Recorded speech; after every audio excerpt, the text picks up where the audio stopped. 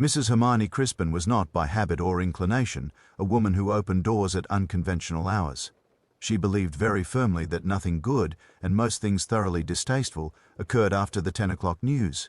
It was therefore with a sense of personal affront, rather than alarm, that she stood in the darkened hallway of 14 Millview, listening to the insistent, measured knocking that had begun at 20 minutes past midnight and showed no sign of tiring. Her husband, a man whose conscience rarely outlived the weather forecast, continued to snore with comfortable determination in the bedroom above. Mrs. Crispin cast a look of resigned accusation at the ceiling, straightened the belt of her dressing gown, and advanced towards the front door, like a reluctant magistrate approaching the bench. She switched on the porch light before opening, thereby maintaining at least the illusion of control. The figure revealed on the step caused her to check, though not quite to stagger. A nun stood there, an entire undiluted nun, complete with black habit, white wimple and a cloak glistening faintly with the evening's drizzle. The effect was slightly marred by a sensible brown shoe protruding from beneath the robe and a canvas shopping bag dangling from one wrist. The nun's face, thin and pale, was framed with the rigid precision of religious millinery. Her eyes, however, were unexpectedly direct. "Mrs. Crispin?" she inquired, as though midnight calls in clerical costume formed an accepted part of village life. "I am Mrs. Crispin," Hermione replied, frost rising to compensate for the lateness of the hour. "If this is about a subscription, sister, it might have waited until morning."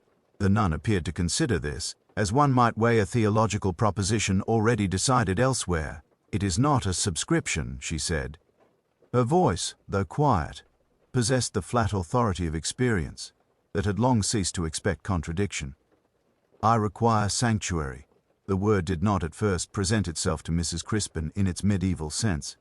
It brought to mind instead an ill-ventilated corner shop in the high street which sold incense and unconvincing statuettes. "Sanctuary?" she repeated. "In Flaxborough?" "From those," the nun continued carefully, "who count coins but not consciences." She then produced, from within the folds of her cloak, a large manila envelope, somewhat the worse for damp. "This is for you. You will understand its importance presently." Mrs. Crispin accepted the envelope as one might accept a relative's experimental cooking, and was preparing an objection based on the hour when the nun, without flourish, folded gently at the knees and settled onto the tiles of the vestibule. There was no drama about her descent, only a slow, inevitable collapse like washing slipping from a line. Hermione, who disliked illness on aesthetic grounds, stared in dismay. The immediate impulse to hurry upstairs and rouse Mr. Crispin was resisted. He would, she knew, be worse than useless and considerably louder. Instead, she reached for the telephone in the hall and dialed Dr. Meadow, explaining with icy composure that there was a religious person insensible on the floor and that she could not possibly be expected to deal with this entirely alone. By the time the doctor arrived, carrying the air of a man whose sleep had been improperly meddled with, the nun had been coaxed into a sitting position against the wall. She remained pale but evidently conscious, her eyes open and disturbingly observant. Exhaustion. Dr. Meadow pronounced after a cursory examination carried out in the hallway, to Hermione's horror. Physical, not spiritual. A hot drink, some rest and less melodramatic timing in future, I should say. The suggestion that anyone had chosen this hour and circumstance for dramatic effect caused the nun's mouth to tighten, though she made no comment. She allowed herself to be helped, gently but without enthusiasm, into the small sitting room that Mrs. Crispin reserved for company she did not yet know whether she liked. Here, in the presence of rigidly upright chairs and a reproachful aspidistra, she accepted a cup of tea with formal gratitude. "I shall not trouble you long, Mrs. Crispin," she said. "Once I am certain that envelope is in safe hands, I shall be content."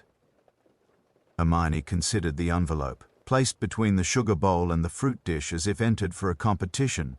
"Safe from whom, precisely?" "From those whose memories are selective," the nun replied, "and whose reputations require more protection than their victims received." It was an odd remark to make to the chairwoman of the Flaxborough Ladies' Benevolent Society. Hermione was not sure whether to be offended or intrigued. Her attempt to be both simultaneously was interrupted by one of Mr. Crispin's more emphatic snores, which penetrated the ceiling like an unskilled burglar. Dr. Meadow, placing his cup down with professional finality, declared the patient capable of sleep in a chair and the household in no further need of medical presence.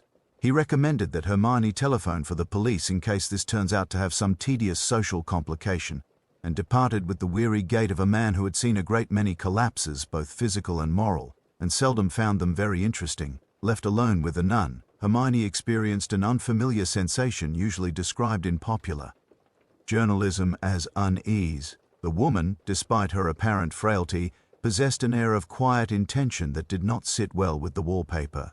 "You will rest there for an hour," Hermione said, employing the tone she reserved for non-compliant committees, "and then, if you feel sufficiently restored, you will explain why you have chosen my house in particular for this sanctuary."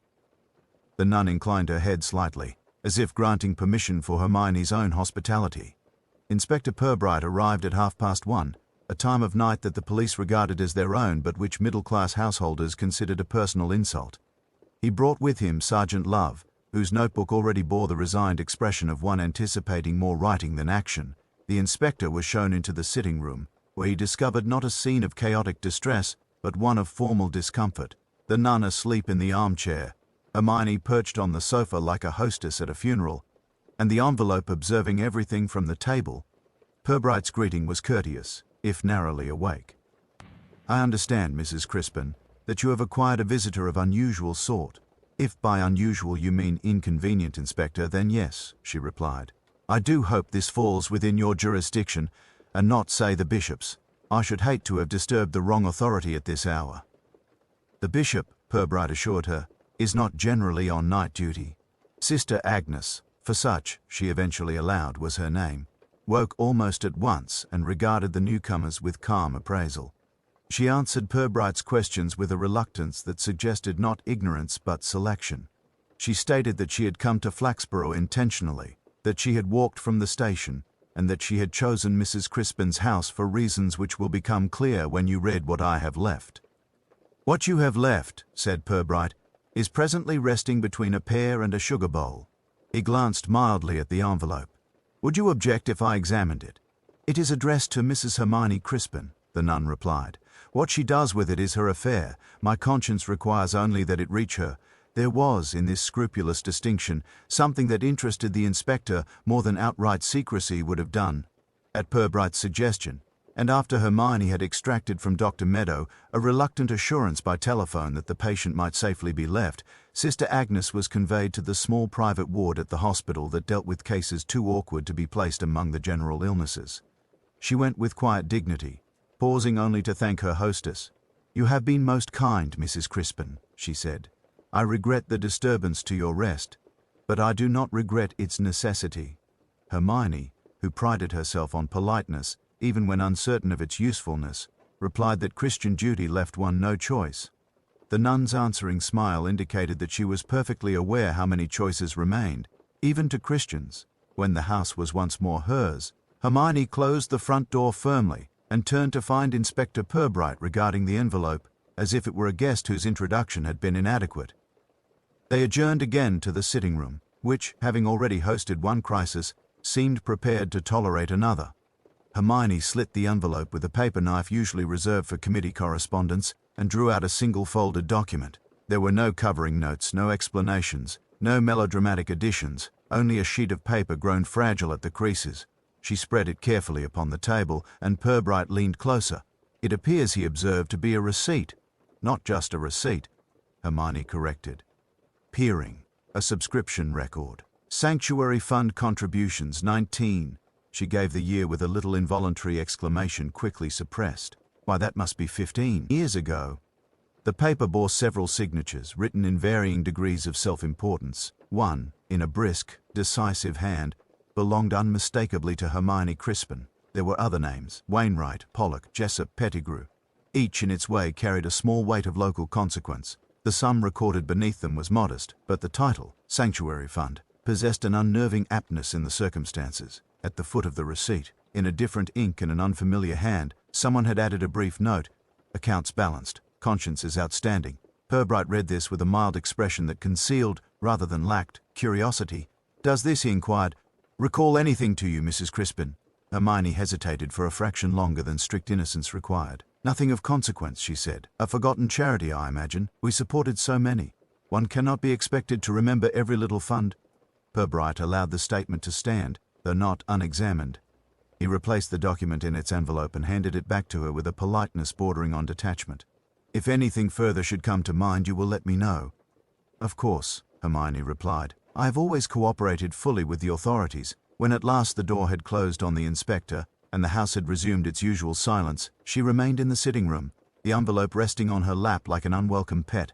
Somewhere in the jumble of past committees, appeals and worthy causes, a corresponding memory stirred but declined for the present to present itself in full. Upstairs her husband gave a snort and turned over, unchanged by events. Downstairs Hermione Crispin sat very upright, listening to the ticking of the clock and considering, with growing distaste, how extremely inconvenient it would be if the town of Flaxborough began to remember what it had so successfully forgotten. Morning found Inspector Purbright in his office, contemplating the yellowed receipt as one might regard a distant relation's photograph, familiar in outline, unhelpful in detail. The paper itself had endured its 15 years with only moderate indignity, a faint crease, a small brown ring from some past encounter with tea. The signatures, however, remained keenly legible, as though unwilling to fade with the memory of what they represented. Sergeant Love, having recently learned that silence in Purbright's presence did not necessarily indicate dissatisfaction, waited with a politeness bordering on resignation. "A sanctuary fund," Purbright said at last. "It sounds even more virtuous than the average charitable enterprise, which is already quite an achievement." Love considered this. "Could it have been something to do with that old convent, sir? The one they turned into the community centre? Before my time, of course." "It usually is," Purbright replied. "Yes, I rather think we must renew acquaintance with whatever spiritual enterprise once occupied that site. If we are fortunate, someone may even pretend to remember it." By 10 o'clock, he was seated in the cramped outer office of the diocesan administrator, observing with mild interest the succession of poorly framed religious prints that had been deployed to persuade visitors of the church's cheerful modernity. A young woman at the desk was engaged in typing with the fixed expression of one who had never regarded paper as a friend. "We had a mission of some sort in Flaxborough," she said eventually, consulting a battered index. "The Sisters of Mercy, closed some years ago." She looked up with the cautious curiosity reserved for policemen asking about religious history. "Has something been stolen, Inspector?" "Only it appears their good name," Purbright replied. "Though that may have occurred some time ago."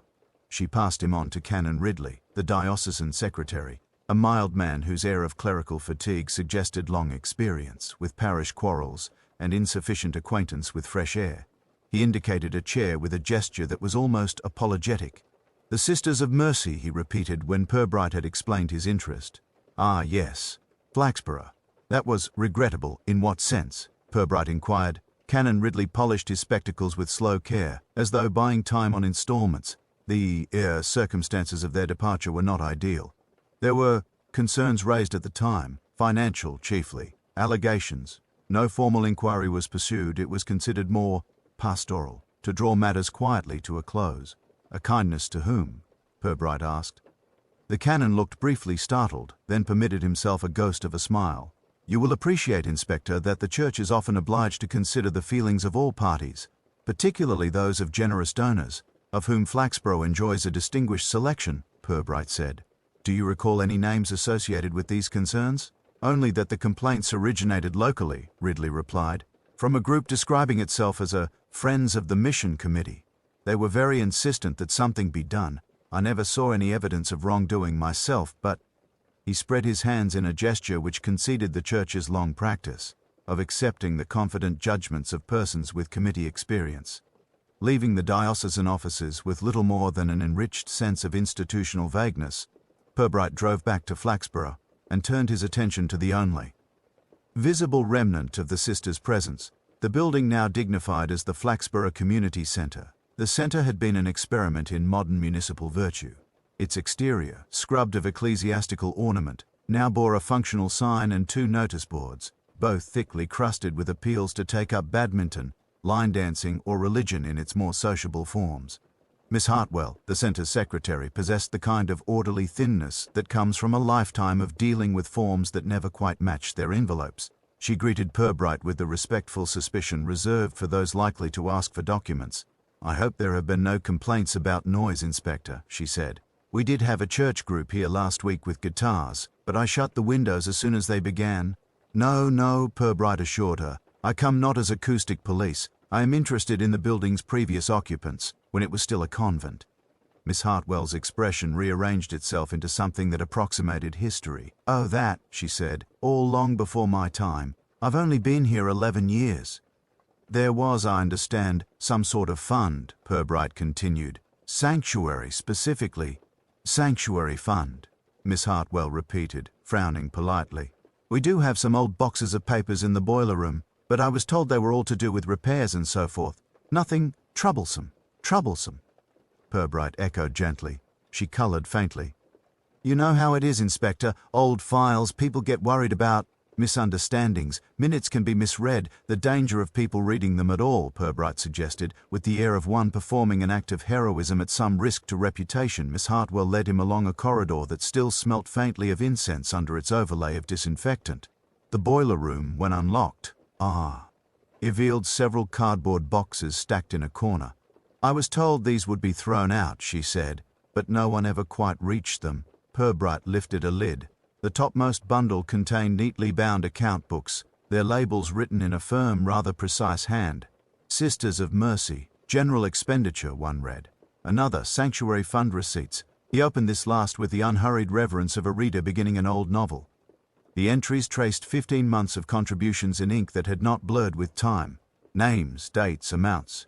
No figure was impressive. Collectively, they formed a modest trickle. You can take those if you like, Miss Hartwell said, sounding relieved to see them adopted. I shall, Purbright replied. It is only fair that someone finally reads them. Back at the station, he spread the ledgers across his desk like exhibits at a small and unimpressive auction. The Sanctuary Fund, he discovered, had been intended to provide temporary accommodation for women in situations of distress, a phrase whose delicacy suggested that Flaxborough had preferred its sin veiled even in account books. The ledgers were, in their way, disappointingly dull. The sisters had recorded donations and expenditures with a care entirely lacking in drama. Groceries, repairs, coal, the occasional doctor's fee. Everything balanced to the penny. It was only when he reached the final page that something stirred beneath the tranquility. The last 3 entries bore the date of a single week. Against each donation, instead of an amount, someone had written in a different hand, transferred to general charity account as directed. No explanation, no signature, merely this tidy act of erasure. Below, in the same non-sisterly script, lay one final line, accounts balanced. Consciences outstanding. Purbright read the phrase twice. It was too pointed for a nun, too sardonic for a mere clerk. It sounded like something produced in annoyance rather than devotion. Sergeant Love, entering with his usual subdued caution, glanced at the open ledger. "You've found something, sir?" A comment, Purbright said. "The only honest one, perhaps, ever to make its way into these accounts." Love peered closer. "Do you think that's one of the nuns' writing?" "I doubt it. They appear to have expressed their disapproval through prayer rather than marginal notes." He closed the book gently. "Find out, would you, who sat on the management committee of the mission in its final year? Anyone with authority over funds, parishioners, benefactors, friends of the mission, everybody." "Yes, sir." "Including Mrs. Crispin?" "Especially Mrs. Crispin," Purbright said. When Love had withdrawn, Purbright replaced the ledger in its box as though returning something to a grave that had been temporarily reopened. The building that now hosted yoga classes and cheese and wine evenings had once sheltered exhausted women whose names were carefully not recorded. Their shelter had depended on the goodwill of those whose signatures appeared on the receipt in his drawer. In the ledger's final sardonic line he recognized something uncomfortably close to anger, a sentiment rarely confessed in ink by respectable Christians. The question now was whose hand had permitted itself the luxury. On his desk, the yellowed receipt lay beside the copied page. The same 5 names appeared on both: donors, patrons, committee members, pillars of the community, cautiously mortared with secrecy. Purbright regarded the list with the mild interest he habitually brought to human frailty. Somewhere among those letters, someone had written that final sentence about consciences. It occurred to him, not for the first time, that in Flaxborough the most damning confessions were usually those nobody had meant to leave behind. The Flaxborough Gazette maintained, as its proudest boast, that nothing of public interest escaped its attention. provided it arrived in the form of a press release, accompanied by a photograph and a check for advertising space. Matters that came by post, unsigned and requiring thought, were treated with correspondingly greater caution. Mr. Lionel Bramble, editor, for longer than anyone cared to calculate, regarded anonymous letters as one of the more distasteful byproducts of literacy. He sat now in his glass-partitioned office, holding 3 such specimens between finger and thumb in the manner of a man about to drop something disagreeable into a specimen jar. They were written on good cream paper, in a small, disciplined hand, and bore the same careful signature, a friend of forgotten truths. Inspector Purbright examined the nearest sheet. Its tone was measured rather than hysterical. It is an odd feature of small communities that reputations are built like parish halls, on land taken cheaply and with someone else's labor. You will recall perhaps the Sisters of Mercy, whose departure enriched certain citizens more than it improved local morals. I dislike this sort of thing, Bramble observed, polishing his spectacles with more energy than was strictly required. If names were attached, we could be sued. As it is, we can only be indignant. How long have you been receiving them? Purbright asked. 6 weeks. One every Friday. Increasingly explicit. The first merely hinted that some pious fraud had been perpetrated years ago. The later ones have become almost conversational about it. Copies kept? Naturally. One acquires habits in this trade, some hygienic, others defensive. He indicated a folder in his desk. Inside, the letters advanced in tone from oblique moral commentary to near accusation. The last made brisk reading. When an entire town profits from a lie, it soon forgets that there was ever a truth. But truth does not forget. One day it knocks at the door, perhaps after midnight, and asks whether the accounts of conscience have yet been balanced. Purbright returned the sheets to their folder with quiet care. The writer, he reflected, possessed certain advantages over the average anonymous correspondent: grammar, patience, and a disquieting sense of timing. You have not replied, he asked mildly. Reply? Bramble looked genuinely shocked. To an unsigned letter? That would be to encourage the practice. Besides, he added, I am not at all sure I wish to know more than I already do, which is that at least one person in Flaxborough remembers what most of us have worked quite hard to forget. Sergeant Love, who had been turning the envelope over in his hands, pointed to the corner. Same stationery as the others, sir. Quality stuff. Address typed, but the letters inside clearly handwritten. Postmarked from town. Whoever it is, they're local and not short of time. Or of grievances, Bramble murmured. If you wish to pursue it, Inspector, you may rely upon our cooperation up to, but not beyond, the point at which circulation is endangered. From the Gazette, Purbright and Love proceeded along the High Street to the offices of Wainwright, Pollock and Dearsley, solicitors and commissioners for oaths. The brass plate was as polished as the firm's collective conscience aspired to be. Mr. Wainwright, senior partner, received him in a room whose books were clearly not intended for reading. He was a compact man with hair that had chosen a strategic withdrawal some years before, and a manner that suggested he billed by the minute even in conversation. Anonymous letters? He repeated, when Purbright broached the subject. Oh yes, thoroughly unpleasant. I had assumed they were being sent to a number of us. These things seldom confine themselves to a single victim. You still have them? Naturally. He opened a drawer and produced 2 neatly folded sheets. I thought it prudent to retain them, in case any question of blackmail arose, though I must say the writer shows little instinct for extortion. No demands, only reproaches. The letters to Wainwright bore the same hand and signature, though their content differed slightly. It is remarkable how time purifies actions that would have looked very different in daylight. A report that was once provisional becomes with the seasons conclusive. One wonders whether its author sleeps easily. The second was brisker. Silence is a useful instrument for a lawyer. It turns doubt into precedent. But there are some verdicts history refuses to file. Wainwright's face, while not exactly guilty, did not look entirely at peace. A crank, obviously, he said. Someone with too much imagination and insufficient occupation. I should not attach undue weight to it, Inspector. Yet you kept them, Purbright remarked. A matter of form, Wainwright replied, with just sufficient emphasis to suggest the opposite. Across the marketplace, in the compact semi-detached villa of Mr. Harold Pollock, retired bank manager, the conversation proved similar in content, but richer in discomfort. Pollock was a thin man whose air of permanent disapproval had not diminished with his authority. Letters, yes, he admitted, after a short but intense struggle with his better instincts, nasty, insinuating things, questioning my integrity over matters long settled. He produced 3 sheets from a drawer lined with pension correspondence. The same paper, the same careful hand. The bank of all institutions should know that transfers leave traces. To move virtue from one account to another does not erase the debt. You signed, Mr. Pollock. Do you remember?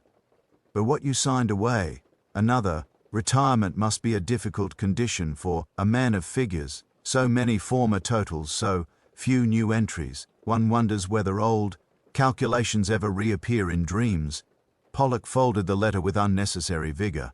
I am not obliged, I think, to discuss old business matters, he said, particularly those which occurred under the general heading of community improvement. We all acted for the best, within the information available at the time, the information being, Purbright prompted, that the mission property was valuable and the sisters were not. Pollock coloured slowly, like a thermometer responding to doubt. If you wish to put it crudely, Inspector, that is your affair. I prefer to remember that the community centre now serves far more people than that mission ever did. Back at the police station, Purbright spread copies of the letters on his desk. Seen together, they formed not a threat but an argument, measured, relentless, and quite without hysteria. Someone had been composing not cries for help but a case for the prosecution, one that assumed its audience already knew the facts and had chosen for years to behave as if they did not. They're not asking for money, Love observed. Not even asking for anything specific to be done. No, Purbright agreed. Only that certain people admit, at least to themselves, that they once found it convenient to misunderstand the truth. And the nun, sir, turning up just as these letters have been going round. Coincidence, Purbright said, is a comforting explanation. One should cling to it while one can.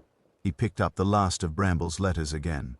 The line about doors being knocked at after midnight had acquired, in the light of Mrs. Crispin's recent experience, a certain pointedness.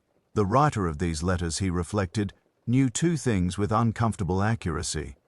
What had occurred 15 years ago, and exactly how little those involved wished to be reminded of it. There remained, however, a question not yet answered by ink and paper. Was the anonymous correspondent merely appealing to the conscience of Flaxborough, or quietly preparing the ground for something less easily ignored? By the following morning, the ledger, which had previously enjoyed uneventful retirement in a community centre cupboard, was occupying the chief position on Inspector Purbright's desk, where it lay with the uneasy dignity of an exhibit at a trial not yet formally convened. Sergeant Love regarded it with the expression of a man asked to pass judgment on a relative. Very neat writing, sir, he ventured. You can tell they were nuns, nothing smudged. The entries up to the last page, yes, Purbright agreed. After that, order seems to have encountered local management. He turned to the final sheet, where the handwriting changed from the tidy, faintly angular script of the sisters to the more assertive, businesslike hand that had crossed out figures and substituted new destinations for the sanctuary fund. Love, leaning carefully over the desk, traced the column of altered sums. All those transferred to General Community Fund as directed, sir. Directed by whom, do we know? That, said Purbright, is the question that should have been asked 15 years ago. We must hope the answer has not deteriorated as rapidly as the paintwork at the community centre. Mr. Wainwright's office, revisited that afternoon, had changed very little since the previous day. Only the solicitor's composure appeared fractionally less robust. He examined the ledger with the distaste of a man invited to handle something not strictly hygienic. You understand, he began cautiously, that I no longer act for the community centre trustees in a formal capacity. Retirement from CE. Artane posts became appropriate some years ago. Entirely understandable, said Purbright, though I imagine your recollection of the mission arrangements remains admirably fresh. Wainwright adjusted his cufflinks with unnecessary precision. The Sisters of Mercy were tenants under a charitable lease. When questions arose concerning their financial administration, it was felt wise to bring the property under a more structured regime. And the Sanctuary Fund, a subsidiary account, he replied. Intended, I believe, for small disbursements to individual cases. When irregularities became apparent, it was merged into the General Fund for transparency. Purbright turned the book toward him, indicating the marginal note at the bottom of the page. Transparency of that sort seems to have inspired at least one member of your circle to private comment. Wainwright read the line. Consciences remain in deficit. with lips compressed. The sentiment, he might have said, was intemperate. Instead, he confined himself to a jest in poor taste, no doubt. One of the sisters, perhaps. They occasionally displayed a tendency toward the dramatic. Purbright let this suggestion rest where it fell. The handwriting of the amended entries appears not to be theirs. The solicitor cleared his throat. I concede that certain clerical adjustments were required. Mr. Jessup, the treasurer at the time, oversaw the consolidation of accounts. You might find him more helpful in matters of arithmetic. Mr. Jessup is no longer in Flaxborough, Purbright observed. He suffers from a chronic condition known as retirement on sea. A faint line appeared between Wainwright's brows. Then I fear your investigation may be severely limited. Memories fade, documents, as you have seen, are vulnerable to incompetent plumbing. Some pieces do survive, Purbright said mildly, closing the ledger. They merely a proper interpretation. At the Flaxborough Community Centre, the trustees had been summoned with all the reluctance of patients invited to a free dental clinic. They assembled in the former mission's converted chapel, now a meeting room whose cheerful paintwork could not entirely disguise the faint suggestion of judgment lingering in the rafters. Mrs. Crispin took the chair with practiced authority. To her right sat Mr. Pollock, smoothing his tie with habitual anxiety. To her left, Reverend Pettigrew, already in possession of a non-committal expression. A place had been laid for Mr. Wainwright, who, citing professional engagements of a suddenly pressing nature, had sent apologies. Miss Hartwell, bustling with minutes and stationery, looked as if she would have enjoyed the proceedings considerably more had the agenda concerned jumble sales. We are informed, Mrs. Crispin began, that the police are engaged in a review, purely procedural, I am sure, of the circumstances surrounding the transfer of this property from the Sisters of Mercy to the present trust. She paused, permitting the word procedural to do what it could for serenity. It achieved little. Purbright, invited by courtesy rather than enthusiasm, placed the ledger on the table with unobtrusive ceremony. My interest lies in understanding how a fund established for sanctuary, an evocative word, found itself, in its final days, diverted into more general uses. Pettigrew cleared his throat. The sanctuary concept, he explained, choosing his phrases with clerical care, was perhaps overambitious. The sisters struggled to meet rising costs. It was generally agreed that centralizing resources would better serve those in genuine need. Who constituted this general agreement? Purbright asked. A small silence followed. Eventually Pollock answered, Members of the advisory committee, Inspector. Mrs. Crispin, Mr. Wainwright, myself, and Canon Ridley, then diocesan representative. Were the sisters present when this decision was taken? Naturally not, said Mrs. Crispin. They would have been distressed. It seemed kinder to present them with an accomplished fact rather than a prolonged anxiety. Kindness, murmured Purbright, is often at its most energetic when other people's property is involved. He turned the ledger so the marginal note faced the assembled trustees. Does anyone recognize this handwriting? Nobody did. Their ignorance had a curiously coordinated character, like a choir singing from the same sheet while insisting they had never met the composer. It is clearly not that of the sisters, Purbright continued, nor does it match Mr. Jessup's signature on the bank forms. Yet whoever wrote this had access to the books at a critical moment. Reverend Pettigrew's eyes rested on the page briefly longer than the others. He shifted in his seat. I recall, he said slowly, that one of the sisters was particularly attached to the mission, Sister Agnes. She may have reacted strongly to the developments by inscribing financial protest in the ledger rather than, say, on the church door. Purbright's tone remained polite. An unusual form of reformation. Pettigrew offered a wan smile. Ecclesiastical traditions vary, Inspector. When the meeting finally dispersed, having agreed on nothing more substantial than the desirability of avoiding public embarrassment, Purbright lingered by the chapel door. The wooden floor, polished industriously by community volunteers, still bore faint scars where pews had once stood. In one corner, beneath a notice advertising ballroom dancing for beginners, the original stone holy water stoop remained, now holding a spray of artificial carnations. Miss Hartwell approached, gathering abandoned papers. I hope this business won't affect our grant applications, she said anxiously. We do very good work here now. Youth clubs, literacy groups, keep fit classes.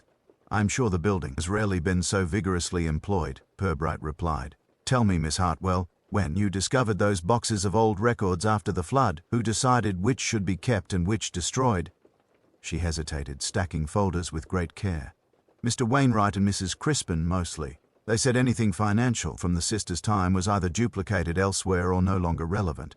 I was told to keep only what might interest historians, and the ledger interested nobody.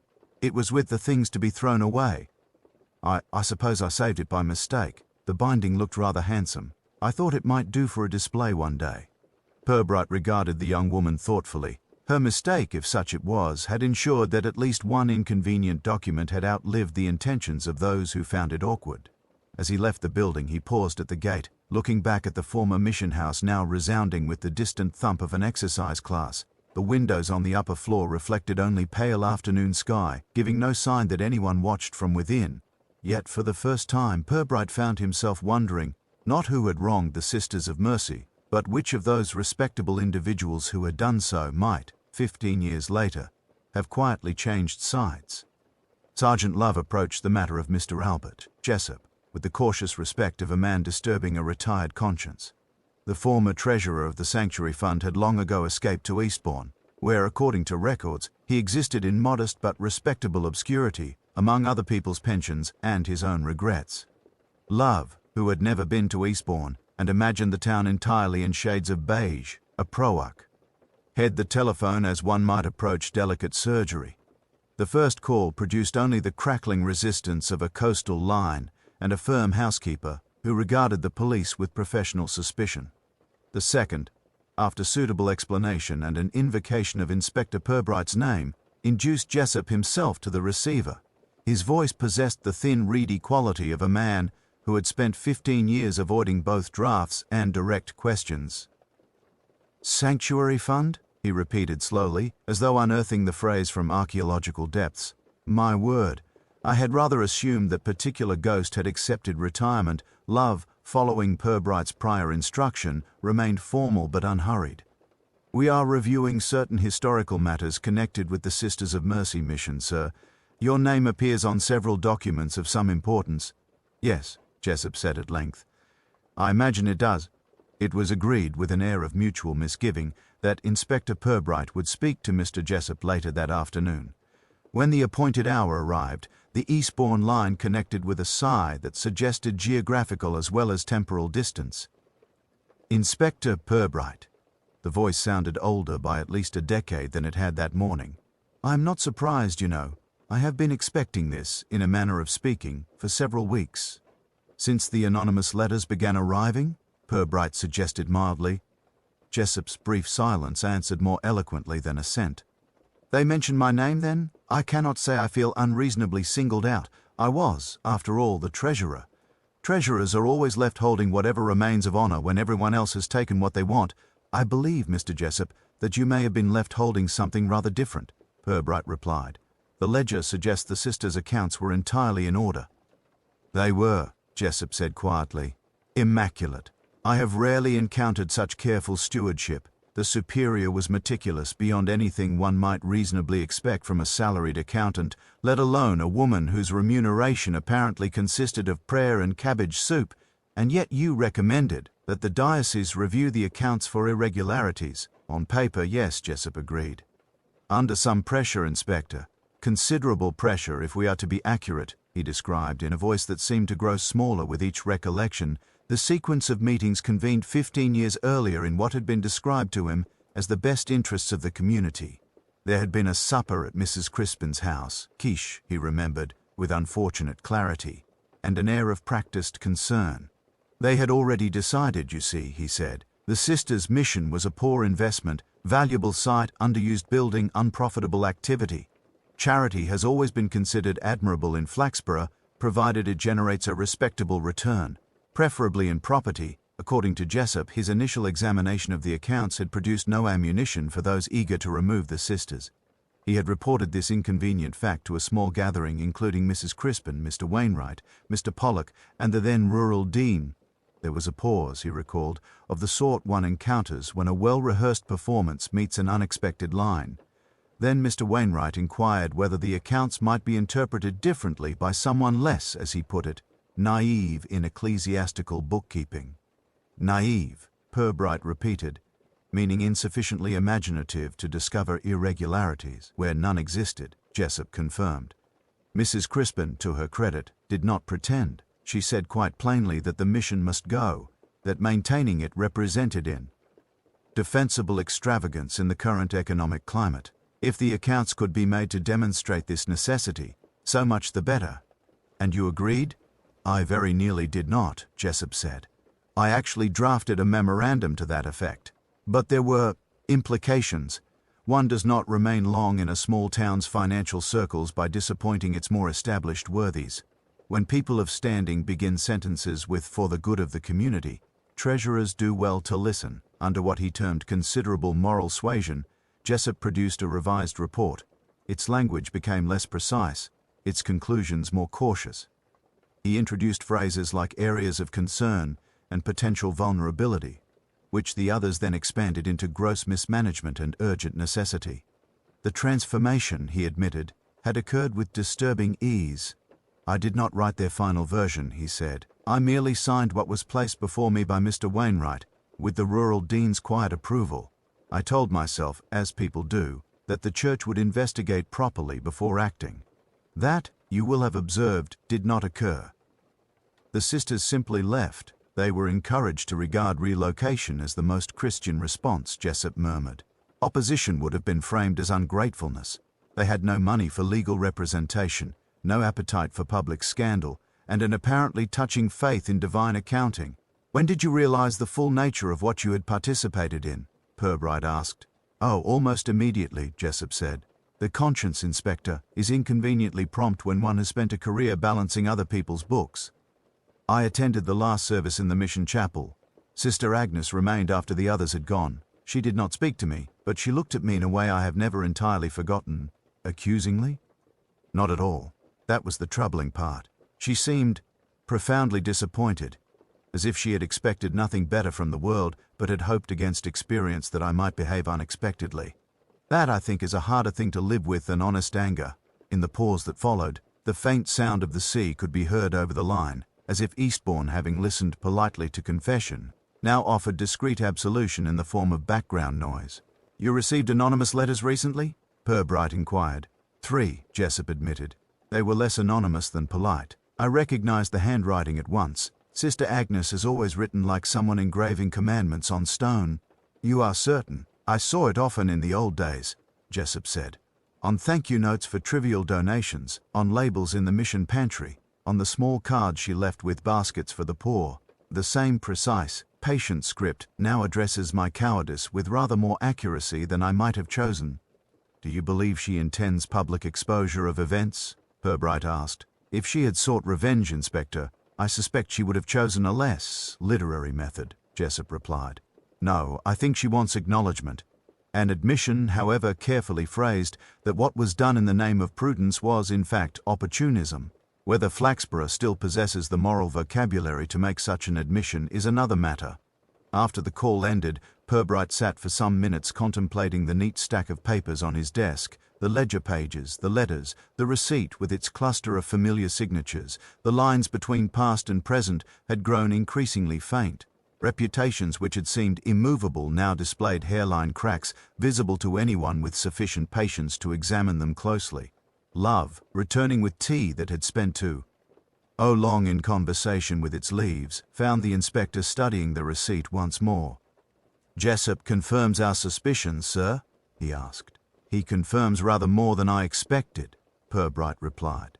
We now know how the sisters were removed. What remains unclear is why, after 15 years of silence, Sister Agnes has chosen this particular moment to revisit Flaxborough's conscience. He tapped the receipt thoughtfully. The signatures looked back at him with the bland assurance of names long accustomed to appearing on subscription lists and commemorative plaques. Only one, that of Reverend L. Pettigrew, bore the slightest hesitation in its final flourish, as if the pen had paused half a second too long before committing itself to history. It was not evidence, it was barely even suggestion, but to a man accustomed to reading guilt in the angle of a teacup, that tiny falter in ink registered as something requiring closer examination. Flaxborough possessed no convent, but it did sustain, improbably, a theatrical costumier. This enterprise, lodged above a chemist's shop, served the dual needs of the amateur operatic society and those sections of the population who felt that hired clothing assisted in the more delicate forms of misrepresentation. A wooden sign over the alleyway read "Wisp and Wardrobe, Theatrical Costumes, Wigs, Properties, ANC," as though ANC concealed the more interesting part of the business. Inspector Purbright mounted the stairs with Sergeant Love at his shoulder. The upper landing smelt faintly of mothballs, foundation powder, and the persistent hope that audiences would be forgiving. Mr. Wisp himself emerged from behind a rack of uniforms bearing medals of such exuberant design that no European army could plausibly have worn them. He was a slight man with a mournful moustache and hair so carefully arranged as to suggest constant rehearsal before mere. "Ross, police," he said, with the cautious neutrality of one who had learned it was wiser not to assume guilt too quickly, even in oneself. "If there has been any complaint about the Roman centurion outfit, I must emphasize that the missing plume was returned last month." "We come on a different matter, Mr. Wisp," Purbright assured him. "A religious one, to the extent that costume may be considered an aid to devotion." At mention of religion, Mr. Wisp's features arranged themselves into what he plainly believed to be an expression of respect. "Ah, you refer, I imagine, to the Orthodox priest's robes used by the Dramatic Society in Crime and Cassocks. An unfortunate title. We advised against it." Purbright produced his notebook. "I refer more specifically to a nun's habit, hired within the last month. Long black robe, veil, wimple. Suitable, say, for a sister of mercy who preferred polyester." Recognition dawned. Mr. Wisp clasped his hands in a gesture that hovered uncertainly between recollection and apology. "Indeed, yes. Hired 3 weeks ago. A complete ensemble, I might add. We pride ourselves on authenticity where modesty is concerned." "By whom?" Purbright inquired. "Or, if you prefer, in whose name?" The costumier crossed to a tall paint-chipped cabinet that pretended to be a filing system. He withdrew a large ledger, its pages softened by the touch of many small deceits. His finger traveled down a column with the care of a man tracing potential liabilities. "Here we are. Sister Justice. One habit, hire period 1 week, not yet returned. Deposit forfeited." He looked up with faint indignation. "I count that modest, Inspector, considering the symbolic nature of the garment." "And the hirer herself, a woman," Mr. Wisp said, after considering whether any other category might prove safer. "Late 60s, perhaps more. Tall, though stooped. Educated voice with what I would call, if you will pardon the term, a disappointed accent.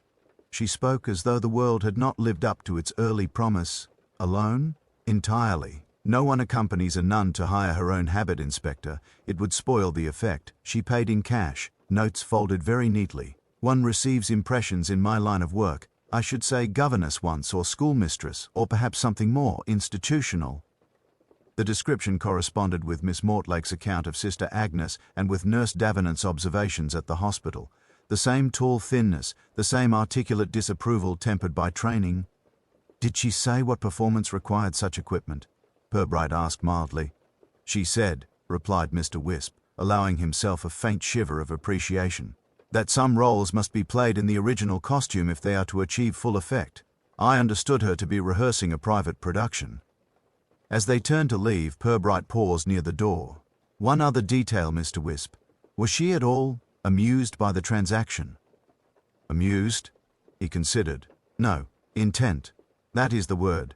She handled the veil as though it were a legal document she intended to serve. Outside in the lane, Sergeant Love expressed his reflections with the tactful economy of a subordinate wrestling with metaphor. "She dressed up as a nun in order to be a nun, sir. In order to be believed to be a nun," Purbright corrected, "which is not quite the same thing. Authenticity, in Flaxborough, consists chiefly of having the appropriate uniform." That evening, the trustees of the community center assembled with unusual punctuality. The emergency meeting had been called formally to discuss routine maintenance. Its true purpose lay less clearly stated in the circular that Miss Hartwell had typed with a certain crisp intensity.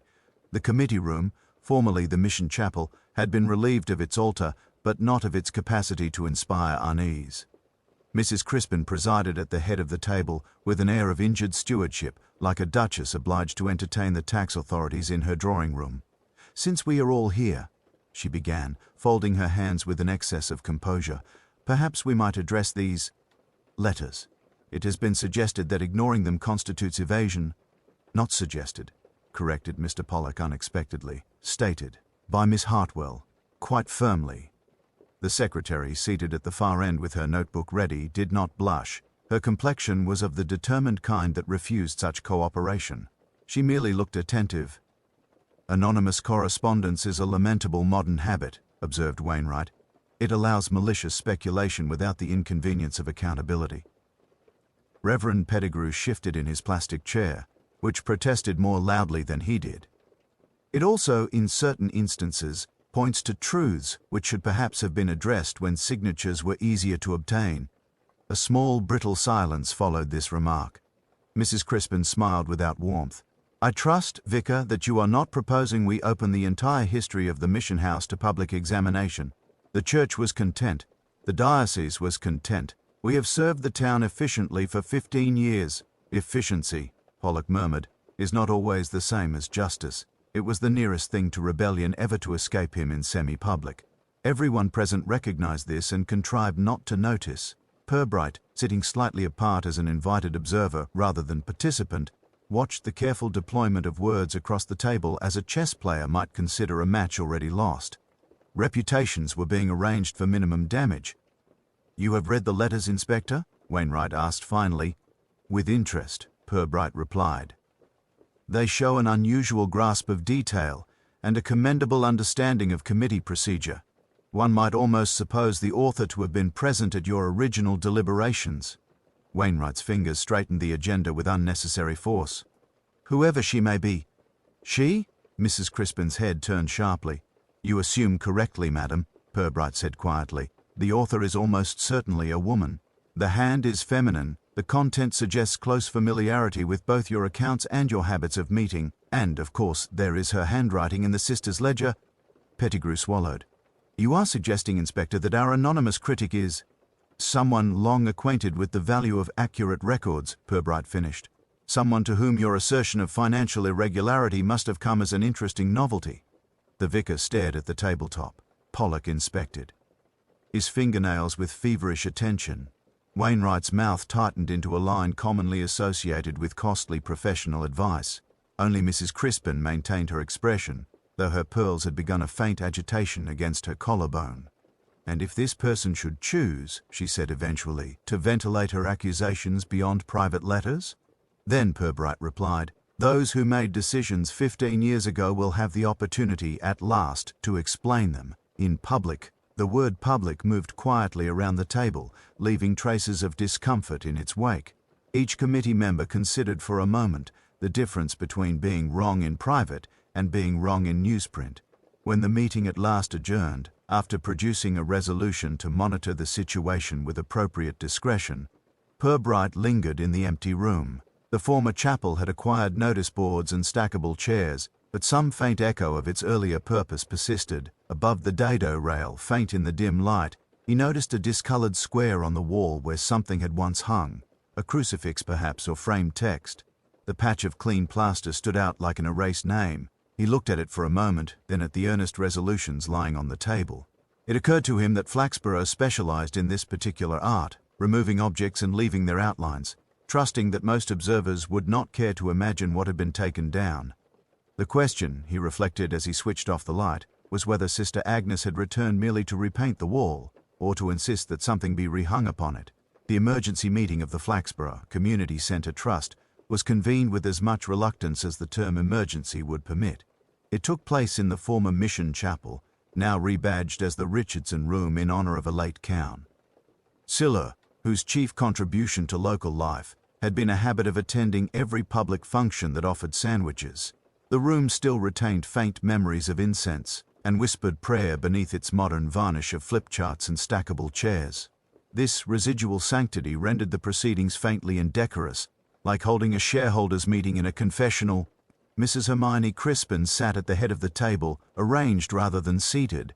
Her posture suggested that, while she might be obliged to suffer discomfort, she did not propose to do so informally. To her right, Mr. Wainwright had brought a briefcase large enough to conceal both his conscience and several skeletons. Mr. Pollock, retired bank manager, occupied the opposite side, his spectacles polished to a nervous brilliance. Reverend Pettigrew fluttered at the far end with the air of a man accidentally included in a will. Purbright had been invited, or more accurately could not decently be excluded, on the understanding that his role was purely observational. This stipulation had been repeated 3 times in the course of Mrs. Crispin's letter, which suggested she did not believe it herself. He sat slightly apart from the table, in the posture of a person prepared to observe for quite some time. "I think," began Mrs. Crispin, tapping the agenda with a pen that had enjoyed better days, "we should proceed as we always have, by consensus, with proper decorum, and in the best interests of the community." The mention of community hung in the air like incense of an inferior grade. "There is, however," she continued, "the regrettable matter of certain accusations, anonymous, unfounded, and, I need hardly add, malicious." "Not entirely anonymous now," murmured Pollock, surprising himself. "We appear to have acquired a corporeal emissary, in religious costume." This reference to the midnight visitor produced a small silence of uneven texture. No one wished to admit that an elderly nun, genuine or otherwise, had unsettled them, but all were aware that she had done precisely that. "We are not here," said Wainwright with professional firmness, "to dignify theatricals. We are here to confirm that the Trust's actions, past and present, bear scrutiny. Once that is established, these letters and appearances will lose their mischief." Purbright, at this point, placed the sister's ledger on the table with the unobtrusive precision of a waiter laying down a bill. The effect, however, was closer to that of a small bomb politely delivered. "I thought," he said, "since the Trust will be confirming the soundness of its historic decisions, that you might wish to remind yourselves of the grounds upon which they were taken." The ledger lay between them, radiating a quiet, disagreeable authority. Mrs. Crispin regarded it with fastidious dislike. Wainwright opened it with gloved care, as though anxious to avoid forensic residue. "You will observe," Purbright added mildly, "that the sisters' accounts are, if anything, more exacting than the Trust's own. I have found no entries that could reasonably be described as irregular, unless one regards poverty itself as an accounting offense." "It is not a question of arithmetic," Wainwright insisted, regaining a measure of his composure. "Irregularity may concern use of resources. The mission house, for example. Underutilized, decaying, a drain on funds that might better serve the wider community." "The wider community," said Pollock quietly, "meaning the people who wish to purchase it." There was a faint tightening around Mrs. Crispin's mouth. "I resent the implication, Mr. Pollock. The sale proceeded with diocesan consent at a price determined by independent valuation." Pollock removed his spectacles and polished them with the deliberer. Scion of a man preparing to see something unpleasant more clearly. "The valuation came from your nephew's firm," he reminded her. "And the purchaser had, if I recall, just joined the golf club."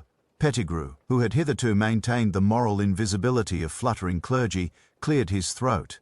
"Might I inquire," he asked tentatively, "whether we are discussing legality or morality? My experience suggests they seldom coincide perfectly." "Morality," said Wainwright, "is not the Trust's statutory concern, which is rather the point of the letters, I imagine," murmured Purbright. The remark passed without official acknowledgement, but its presence remained. The committee members shifted in their chairs, with small, guilty adjustments. Each knew the story they had told themselves for 15 years, that the mission had been sadly impractical, the sisters admirable but incompetent, the property too valuable to be left to good intentions. It had been an acceptable narrative, reinforced at garden parties and charity luncheons, smoothed by time and repetition. Now the inconvenient ledger, the anonymous letters, and the return of Sister Agnes had begun to erode that narrative.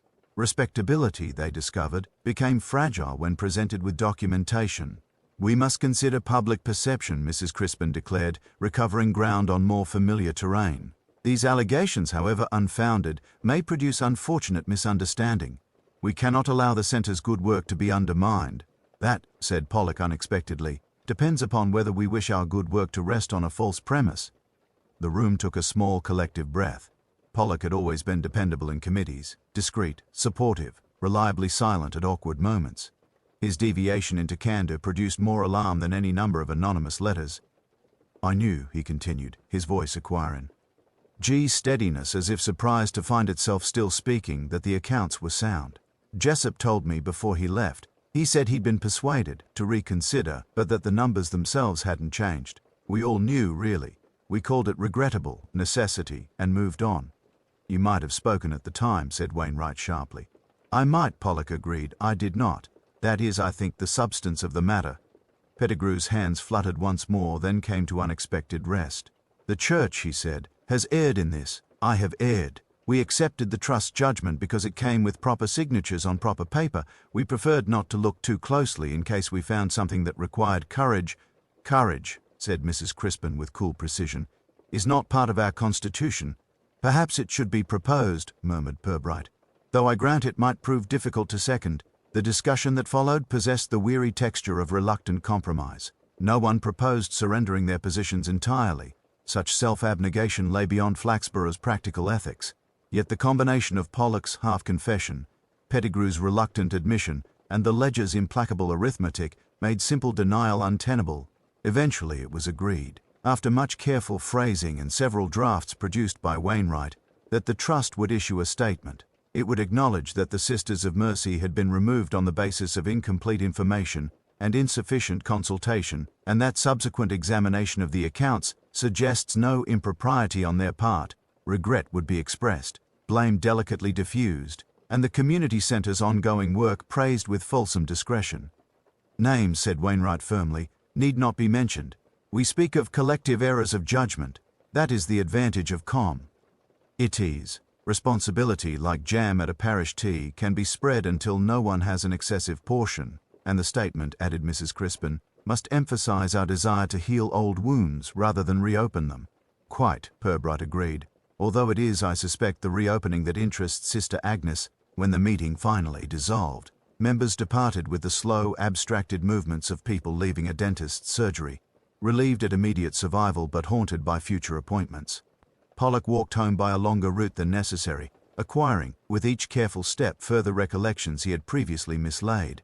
Pettigrew lingered in the chapel doorway, looking up at the rafters as though hoping for retroactive absolution. Wainwright, collecting his papers, noticed something the others missed. The ledger, which had been closed, now lay slightly open at its final page. A small slip of paper protruded, apparently dislodged during the discussion. He hesitated, then drew it out. It was not parish minutes or financial detail, but a penciled note in a firm, unfamiliar hand. If truth will not be spoken voluntarily, it must be accounted for. Beneath, in the same precise script, a date from 15 years earlier, and the neatly written name, Sister Agnes Miller. Wainwright replaced the slip exactly where he had found it, closed the ledger carefully, and left the room with measured composure. For the first time, he entertained a distinctly unprofessional question, not whether the Trust could manage this disturbance, but whether the nun who had returned after midnight might have more entries yet to reveal in an account the town had assumed long settled. The receptionist at Flaxborough police station, who regarded any unannounced caller as a potential disruption to her filing system, had almost reached the end of a respectable Tuesday morning when the door opened to admit a nun. She entered without drama, closing the door carefully behind her, and advanced to the counter with the steady tread of someone accustomed to tiled corridors and institutional quiet. The habit she wore had seen better ironing but careful attention. The face above the white wimple had known both hunger and committee meetings, and appeared to have judged them equally trying. "I should like to speak to Inspector Purbright," she said, "if he is available." "I have, I think, concluded my preliminary work." The receptionist, who would not have admitted the Archbishop of Canterbury without proper procedure, consulted her book. "Name? Sister Agnes," came the reply. "Formerly of the Sisters of Mercy Mission, presently of no particular address, though I am hopeful that deficiency may shortly be corrected." Purbright found her in the small interview room, sitting perfectly upright on a hard chair, hands folded on the table with deliberate composure. Without the theatre of nocturnal rain and unexpected collapse, she looked less like an apparition and more like what she had always been, a teacher of reluctant truths. "Inspector," she said by way of greeting, "I apologize for having introduced myself previously under such melodramatic conditions. Midnight is a poor hour for reasoned discussion, though it has its uses." "You appear in better health today," Purbright observed, taking the opposite chair. "I'm less fatigued," she conceded. "There is a distinction. One sleeps uneasily when engaged in systematic disturbance of other people's consciences." He regarded her with mild curiosity. "You have been busy." "Not too busy," she corrected. "Conscience work requires patience rather than activity." "A letter here, a photograph there, a carefully timed knock on a door. One does not need many gestures when dealing with people whose reputations rest upon very precise arrangements. Her eyes, though clouded by age, remained penetrating. I imagine you have pieced together the greater part of the story. Enough to recognize that the allegations against your mission were contrived, Purbright replied, and that certain respectable citizens profited from that contrivance. Respectable citizens, she repeated, with faint dryness. Their respectability was always genuine, Inspector. That is what made them so dangerous. They did not consider themselves villains, merely practical people correcting what they saw as inefficient use of valuable assets. She spoke of the closure with almost academic detachment, the whispered concerns, the politely worded reports, the suggestion that relocation would better serve all parties. The sisters had been presented with a choice disguised as consultation: depart quietly with tarnished reputation, or resist and be crushed by process. One does not fight solicitors and bank managers with prayer alone, she observed. Their God is interpretation, not mercy. Yet you chose not to contest it, Purbright noted. We chose to retreat, she corrected, not from truth but from theatre. At the time there were children to consider, and the prospect of public scandal was more dangerous to them than to us. We accepted what they called resolution, and what I regarded as deferred judgment. And you have now returned for the judgment? For acknowledgement, she said. Punishment is a vulgar concept, Inspector. I am interested in balance. Accounts should show what truly occurred, not what suited convenient narratives. He produced copies of the anonymous letters, the marginal note from the ledger, the theatrical rental agreement. You have been exceptionally thorough. Thoroughness is merely organized patience, she replied. For 15 years I have written down what others preferred to forget. Every conversation, every committee decision, each carefully ambiguous phrase. One learns to read omissions. She had not, she explained, expected legal redress. What she wanted was formal recognition that the sisters had been wronged, that the phrase's irregularities and concerns had been nothing more than respectable camouflage for property acquisition. Have you seen this? Purbright placed the draft statement from the trust before her, a document negotiated with more difficulty than most ceasefire agreements. The language remained cautious, but the intention was unmistakable. An admission that the sisters had been unjustly implicated, that investigation had been inadequate, judgment premature. Sister Agnes read it slowly, lips tightening only once, at a particularly evasive phrase. When she finished, she returned the paper with careful fingers. It is almost honest, she said. A Flaxborough that represents considerable progress. You accept it? I accept its existence, she replied. Acceptance is not quite the same as satisfaction. Still, it will serve. Those who read carefully will understand what truly occurred. Those who do not would never have believed the whole truth in any case. Arrangements for her immediate future became inevitably a matter of practical concern. Purbright suggested temporary accommodation in the small hotel opposite the station. Sister Agnes declined with polite firmness. I have spent too many years in institutions, Inspector. I should like to experience briefly the curious irresponsibility of being a mere paying guest. Somewhere anonymous, somewhere that does not call itself home of Christian hospitality on its notepaper. In the end, a compromise was reached. A quiet room at the Railway Arms, paid for in advance from a modest fund held in her name by the Order. Money, she remarked, had been accumulated through careful economies and occasional miracles. As she rose to leave, Purbright studied her with professional interest. You are satisfied with the outcome. Satisfaction is an indulgence, she said. I am content that truth has been publicly articulated, however cautiously. Whether those involved experience anything resembling contrition is not my responsibility. She paused at the door. I should, however, be curious to know how they sleep tonight. After she had gone, Sergeant Love entered with his notebook, looking faintly puzzled. Remarkable woman, sir. One might almost feel sorry for Mrs. Crispin and the others. One might, Purbright allowed. If one had not read the ledger. He turned to the window, observing Sister Agnes cross the street with measured tread. Her figure, slight but upright, seemed out of place among the cars and plastic signage, yet there was no uncertainty in her movements, only the calm of someone who had completed a difficult task. Love consulted his notes. You think she'll leave straight away, sir? Back to her order? I imagine so, Purbright said. Her business here is concluded. Yet as he spoke, a small inconsistency presented itself, so minor it might have passed unnoticed, in less habitually observant company. Among the possessions Sister Agnes had left in safekeeping at the station was a narrow, well-thumbed notebook. On its cover, neatly written, was a title, Accounts to be Settled, Flaxborough. Beneath it, in the same precise hand, another line had been added in fainter ink, as though only recently appended. Volume 1, Friday's edition of the Flaxborough Gazette, appeared on breakfast tables with its usual air of modest self-importance, as though slightly surprised to find itself still in circulation. The front page carried a photograph of the community centre's uncompromising facade, beneath a headline that managed, with commendable agility, to suggest grav. Itty without specifying guilt. Trustees acknowledge errors of judgment in former mission affair. The article below, composed by Mr. Bramble with the careful diplomacy of someone balancing ethics against advertising revenue, reproduced the Trust's agreed statement in full. It admitted that earlier concerns regarding financial irregularities at the Sisters of Mercy mission had been founded on insufficient evidence and inadequately verified suspicions. It conceded that subsequent examination of records indicates that the Sisters' accounting practices were diligent and accurate. It concluded, with obvious reluctance, that the trustees regret any distress or reputational harm inadvertently caused. The word inadvertently had survived 3 drafts, 3 arguments, and 1 near resignation.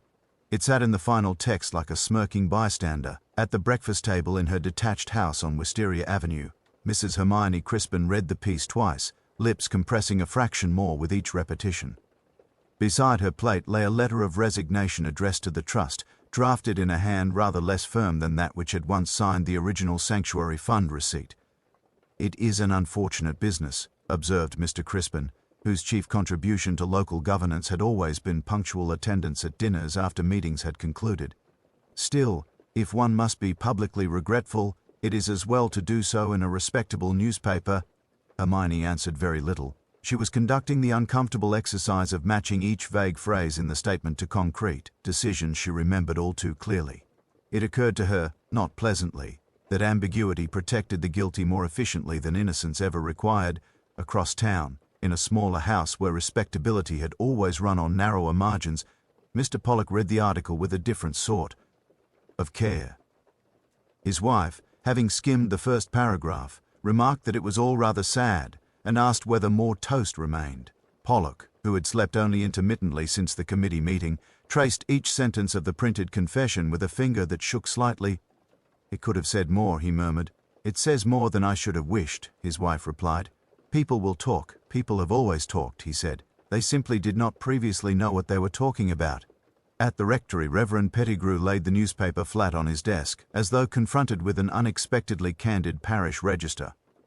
He read the Trust's statement twice, then again, searching without success for any mention of his own failure of courage. The omission did not comfort him. On the contrary, it left an aftertaste of something sour and unfinished. He folded the paper and placed it beside his sermon notes. Sunday, he decided, might profit from an address on confession and restitution. The difficulty would lie in maintaining generality while thinking of quite specific persons. In his office at the police station, Inspector Purbright read the article with the detached curiosity of a man examining a document whose content he already knew too well. Sergeant Love, standing beside the desk, followed the lines more slowly, his lips moving slightly. "Do you think they understand what they've admitted, sir?" Love asked. "I imagine they understand precisely as much as is necessary to preserve their reputations with minimal structural damage," Purbright replied. "Remorse, like renovation, tends to proceed according to available funds and tolerance for inconvenience. And Sister Agnes, sir, will this satisfy her?" "That," said Purbright, "remains to be seen." The town responded to the article with the subdued industry of a community that liked its scandals tepid. In the hairdressers, it was agreed that nuns ought never to have been mixed up with property matters, as religious women lacked the necessary ruthlessness. At the grocers, opinion held that charity is all very well, but one must be practical. In drawing rooms and over card tables, the general view emerged that, whatever had been done, it had surely been done with the best intentions, and anyway, everyone had suffered equally from the unpleasantness of it all. Only the very old and the very poor remarked, with quiet satisfaction, that someone had finally said in print what they themselves had known by instinct at the time. Sister Agnes read the article in the vicarage sitting room, her glasses perched low on her nose. The rector hovered nearby in a manner suggesting both pastoral concern and personal embarrassment. "It is not all one might have wished," he ventured, when she remained silent. "It is more than I expected," she answered. "Institutions seldom admit error unless pressed by evidence or providence. In this case, both appear to have collaborated." He studied her profile, the severe line of the mouth, the gaze that had measured him once before and found him wanting. "You consider the matter closed, then?" Her pause was thoughtful rather than dramatic. "The public record now reflects something approximating truth," she said. "That was my principal objective. Whether the private record, within certain consciences, is similarly corrected is another question." At the Gazette offices, Mr. Bramble received 2 letters by the afternoon post. One, brief and unsigned, enclosing a small cash donation towards any costs associated with truth-telling in public life. The other, from an established advertiser, politely inquiring whether the paper intended to pursue this unfortunate subject further and hinting that continued commercial support depended on editorial dice. Cretan. He placed the 2 letters side by side on his desk and regarded them with mournful interest, as though they were specimen insects illustrating natural selection in the field of public morality. That evening, as the street lamps blinked into life with the usual reluctance, Purbright walked past the community centre. The building, brightly lit for an amateur dramatics rehearsal, projected innocent cheerfulness. Somewhere inside, voices declaimed lines about love, betrayal, and justice with more enthusiasm than comprehension. He paused at the small notice board beside the entrance. A new item had been pinned at the bottom corner, a typed slip announcing that, by decision of the trustees, a modest plaque will be installed in the foyer in memory of the former Sisters of Mercy mission, whose work for disadvantaged children is gratefully acknowledged. "Gratefully," Purbright murmured. The adverb, like inadvertently in the morning's paper, had the anxious air of a guest at the wrong party. As he turned away, something else caught his eye, a faint rectangular mark on the brickwork just above the notice board, where an older plaque had clearly once been fixed. The edges were still visible, outlined in lighter stone. Whatever inscription had stood there previously had been removed some years ago, evidently with thoroughness but not quite with success. He regarded the paler patch for several moments, then continued down the street, considering privately that in Flaxborough, as in most places, removal seldom equated to erasure. The train that carried Sister Agnes away from Flaxborough departed with modest punctuality and no ceremony. She had declined offers of accompaniment on the grounds that spiritual retreats were not improved by railway conversation. Reverend Pettigrew stood on the platform clutching a paper-wrapped parcel of sandwiches she had declined with polite firmness.